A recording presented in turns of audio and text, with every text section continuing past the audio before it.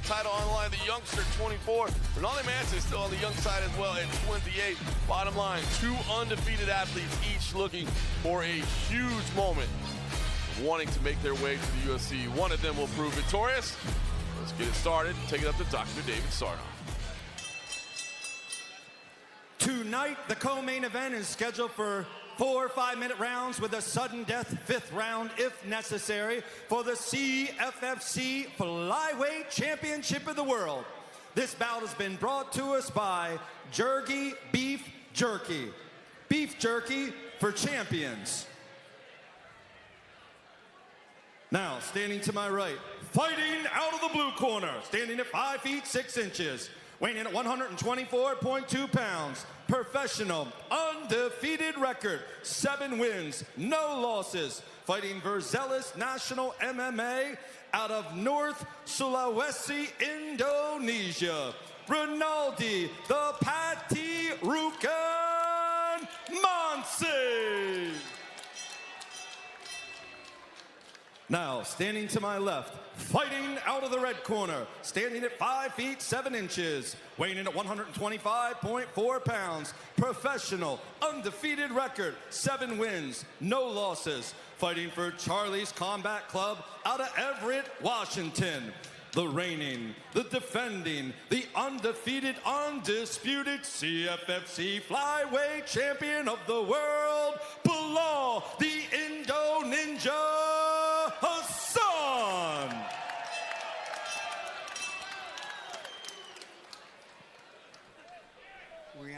We went over the rules. Respect yourself for the time. Hands up. Touch gloves if you want. Let's go. Referee in charge of the championship action, Vitor Shaolin. Respect between these two gentlemen. They were very aware of each other with their shared heritage, had a lot of respect for each other, but understand that sometimes you have to crush another man's dreams to get where you want to go. It's a cold, cold world, John Morgan. Someone's got to do it. That's it. And again, you talk about the striking on display. Rinaldi Mansi showing you what he's capable of as well. Bilal Hassan, the flashy striker, but Rinaldi Mansi can echo a lot of those same type attacks.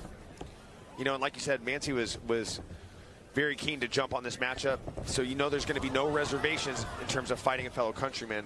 So for Hassan, that's the only disadvantage I feel like he may have is if he's going to be reserved in his fight, reserved in having to do damage and go to whatever depths he would have to go to beat somebody from his country. So I think that's the one advantage that Mansi has going for him. Yeah, you wonder if that ends up being any type of mental block. Of course, once you get tagged once or twice, maybe that all goes out the window, but you don't want to have that hesitation. As he said, he kind of wanted to see both of them make their way up. But right now, he does look sharp and on point after that initial stumble. You see the tactician going to work, and that body shot hurt him. I think Rinaldi Mansi is trying to show a poker face. That hurt him. Yeah, you can tell the body language right now is he touched the liver, and you can't fight it. Even if it doesn't hurt that bad, if you touch the liver, your body will shut down, and you can't fight it. And right now, Mansi's going through it. Yeah, you can see him holding that right elbow down low after that shot, and he moved in for the takedown. Instead, it's Bilal Hassan who gets the trip, sets up on top early here in round 1. Yeah, while he shines as a striker coming from out of Charlie's Combat Club, I've known Charlie Pearson for a very, very long time.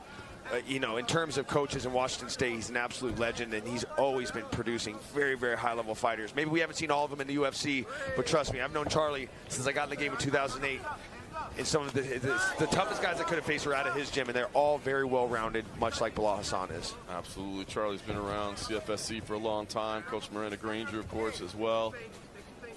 And, of course, we've seen a lot of them. Corner Bilal Hassan, who's become clearly one of the top pound-for-pound fighters on the CFSC roster. And it's the way he controls the range. He does such a good job staying in his range. He'll hand fight with you. Anytime you try to press, you got to watch out for the pull counters. Once you try to touch him, he'll hit you in the body with hooks. He'll touch it with that front kick. Very, very educated in his approach to distance management. Nasty high kick there as well. I mean, look, you're seeing the blood on the face. You can see the reddening of the body. I mean, halfway into round number 1, and you can really, again, those body shots. You can see the work of Bilal Hassan. Look at that right hand as well. You touched the range. and look at the way he pull counters, just like I said. And you can tell he's a mature fighter because once he gets you corralled to the fence, he picks his shots. He doesn't just put you in a blender. He picks his shots and gets a finish. Just like that, Bilal Hassan, first round finish, Seattle. Let's go. Come on. Get Bilal Hassan into the UFC. And now you show the respect for his opponent. And you can see, look, he was kind of frustrated, like, I didn't want to hurt the guy, you know what I mean? But when you're a savage like Bilal Hassan, you just end up hurting people who happen to be standing on the other side of the cage. 100%. I mean, this kid is a special talent. Like I said,